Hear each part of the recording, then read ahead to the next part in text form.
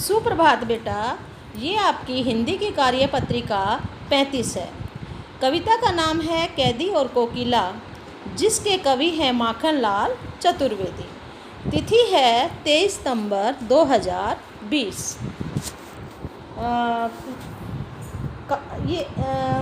यह काव्यांश आपकी कैदी और कोकिला नामक कविता से लिया गया है। इस काव्यांश के कवि माखनलाल चतुर्वेदी जी हैं। स्वतंत्रता आंदोलन के दिनों में कवि को अनेक बार जेल की यात्राएं करनी पड़ी।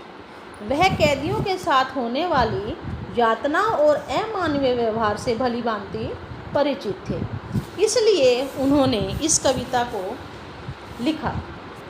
इसमें बेटा कविता में कहा गया है, काली तू रजनी भी काली, शासन की करनी भी काली, काली लहर कल्पना काली, मेरी काल कोठरी काली, टोपी काली कमली काली, मेरी लोहो श्रृंखला काली, पहरे की हूँ कृति की बयाली, तिस पर है गाली ए आली, इस काले संकट सागर पर मरने को मदमाती, कोकिल बोलो तो अपने चमकीले गीतों को क्यों कर हो तैराती, कोकिल बोलो तो।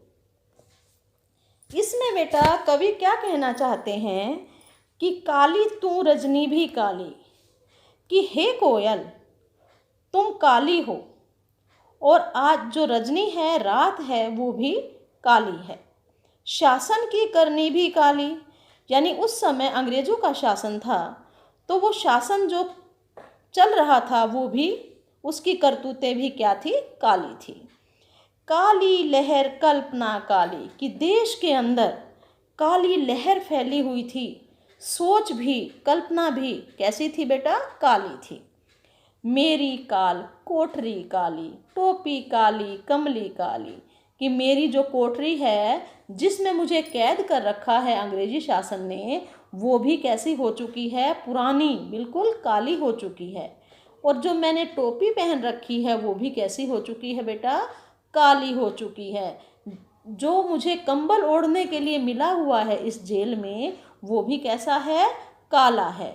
मेरी लोह श्रृंखला काली, पहरे की हूँ कृति की बयाली, कि जो मुझे जंजीरें से बांधा हुआ है, वो जो जंजीरें हैं वो भी लोहे की काली हैं।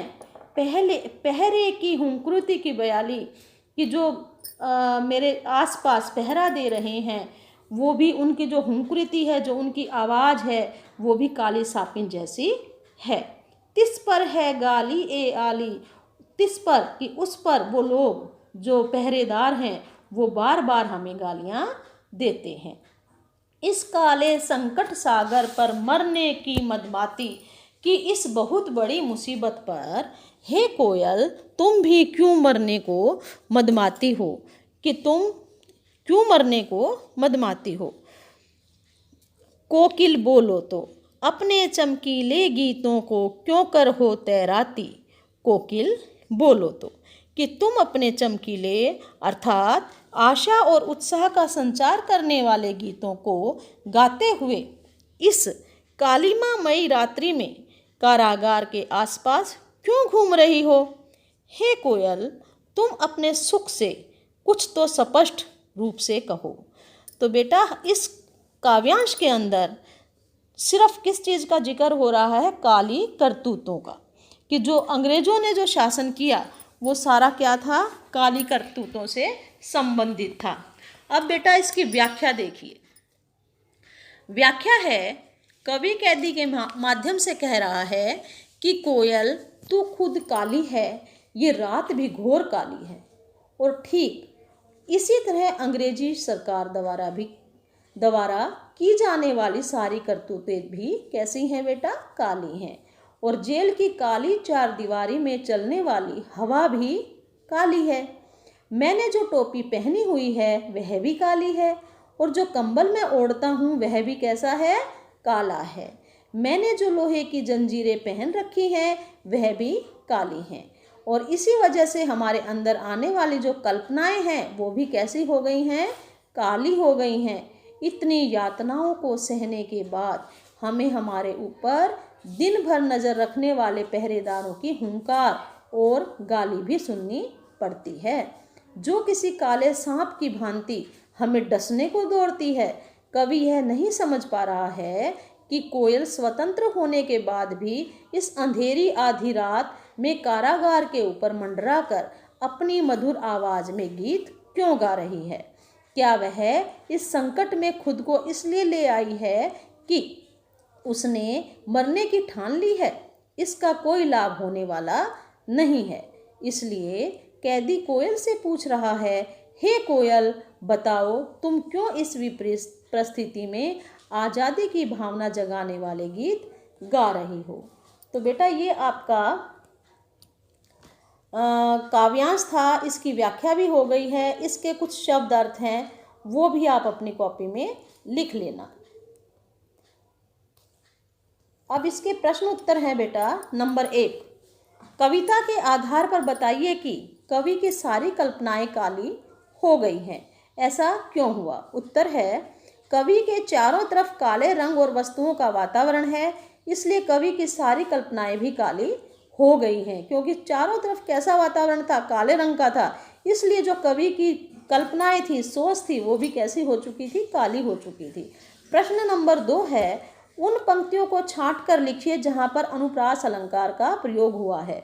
बेटा आपने अलंकार पढ़े थे तो उसमें अनुप्रास अलंकार था।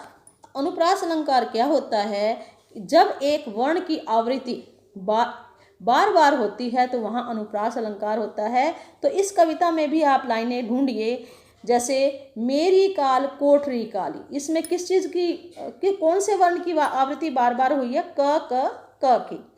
मेरी काल कोठरी काली, टोपी काली, कमली काली, इस काले संकट सागर पर।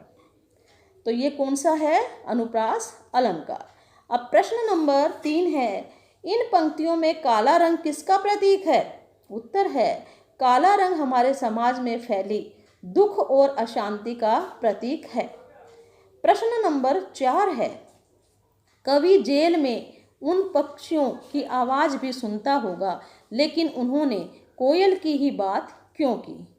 क्योंकि वहाँ जेल में और पक्षी भी बोलते होंगे, लेकिन कवि को कोयल की आवाज़ ही क्यों भाई। उत्तर है, कवि ने कोयल के भिन्न स्वर के कारण यहाँ कोकिला की ही बात की है। कोयल वैसे भी रात को नहीं बोलती, उसका इस प्रकार बोलना कवि को अंदर तक छू लेता है, अतः रात को उसका इस प्रकार पुकारना किसी संकट का प्रतीक है।